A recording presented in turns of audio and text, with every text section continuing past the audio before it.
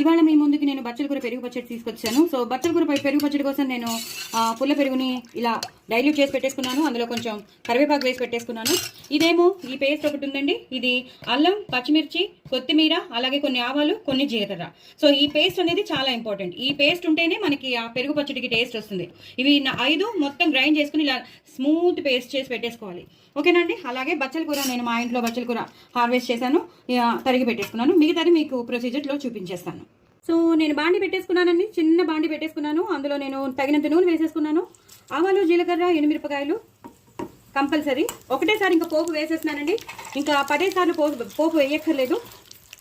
అందుకే ఎక్కువ నూనె వేసుకున్నాను. పోపుకి ఎందుకు ఎక్కువ నూనె వేసుకున్నానంటే ఇందులోనే ఉల్లిపాయలు అన్నీ వేసేసి ఆ పేస్ట్ వేసేసి మనం తిరగమూతలోనే అన్నీ వేసేసి మనం ఆ పెరుగు పచ్చళ్ళలోకి దింపేసుకోవాలి. బచ్చలు కూడా ఇందులోనే వేయించేసుకోవాలన్నమాట. ఇవి బాగా వేగిపోయండి. ఆవాలు, జీలకర్ర, ఇంగువ, ఎండుమిరపకాయలు బాగా వేగిపోయాయి. కొంచెం ఎక్కువ వేసుకోండి, మజ్జిగ పులుసుకి బాగుంటుంది. అలాగే పచ్చిమిరపకాయలు,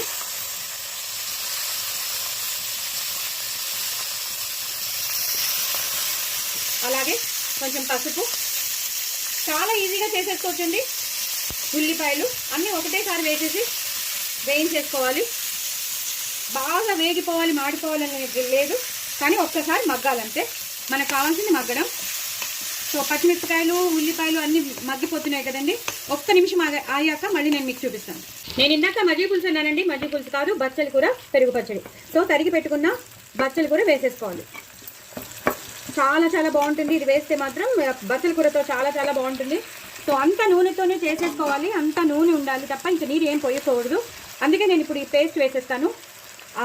పచ్చిమిరపకాయలు, ఆవాలు, అల్లం, పచ్చిమిర్చి, ఆవాలు, జీలకర్ర, కొత్తిమీర, ఈ 5 కలిపేసి నేను గ్రైండ్ చేసి పెట్టుకున్నాను. ఈ మాత్రం పేస్ట్ పడుతుందండి, ఎందుకంటే కొంచెం స్పైసీగా ఉంటేనే బాగుంటుంది కాబట్టి నేను చేసుకున్నది మొత్తం వేసేస్తున్నాను. ఇది ఒక్కసారి పచ్చివాసన పోయే వరకు వేయించుకోవాలండి. వేగాక మీకు మళ్ళీ చూపిస్తాను.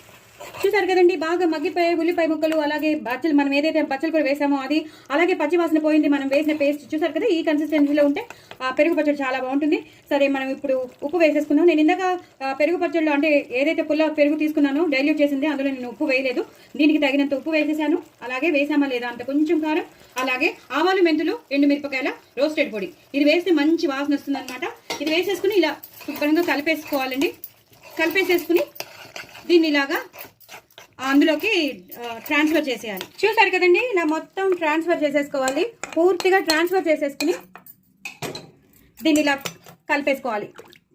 ఈ కన్సిస్టెన్సీలోనే ఉండాలి. మరీ పల్చగా కాకుండా, మరీ చిక్కగా కాకుండా ఈ కన్సిస్టెన్సీలో ఉండి లాస్ట్లో కొత్తిమీర, కరివేపాకుతో గార్నిష్ చేసేసుకోవడమేనండి. అయిపోయింది బచ్చల కూర పెరుగు పచ్చడి.